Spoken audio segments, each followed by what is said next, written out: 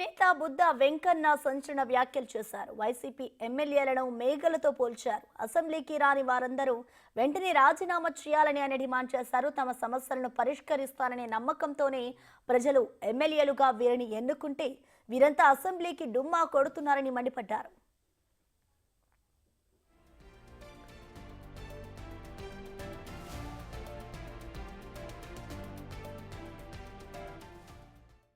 సమస్యల మీద గొంతెత్తమని 11 మందిని ఎన్నుకున్నారు. కానీ ఈ మేకలు ఎలాగైతే ఆకులు మేస్తాయో అలాగ ప్రతి 1వ తారీఖున ఈ 11 మేకలు కూడా ప్రభుత్వ ఇచ్చే డబ్బుని